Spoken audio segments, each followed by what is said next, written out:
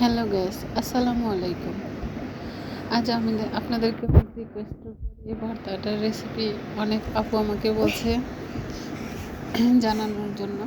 যাই হোক, আমি আমার ছেলের জন্য কোনো ভয়েসই দিতে পারি না। অবশেষে তাকে অনেক ম্যানেজ করেছি যে তুমি চুপ করে থাকো, আমি একটু ভয়েস দিই।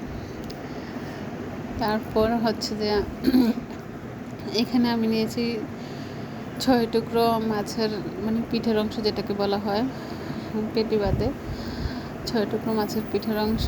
এটাকে একটু আপনি হালকা লবণ দিয়ে ভালোভাবে ভেজে নেবেন, হলুদ ছানা।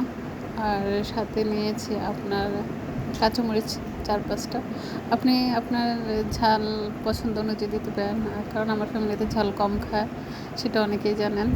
তো আমি এখানে অল্প কাঁচামরিচ ইউজ করেছি, সাথে ধনেপাতা, কাঁচামরিচ আর হচ্ছে পেঁয়াজ, খাঁটি সরিষার তেল দিয়ে আপনি আপনার মতো করে মেখে চেকে নেবেন। তারপরে হয়ে যাবে আপনার সেই টেস্টি ইয়াম্মি মাছের ভর্তা। এই ভর্তাটা আমার শ্বশুরবাড়িতে সবাই পছন্দ করে, বিশেষ করে আমার শাশুড়ি আর আমার ছোটো 2 ননদ, কারণ তারা ঝাল একটু কম খায়, তার পাটার বানানো ভর্তা তারা খেতে পারে না। আর আমার বাসায় বিশেষ করে মেহমান আসলে এই ভর্তাটা বানাতে হয়।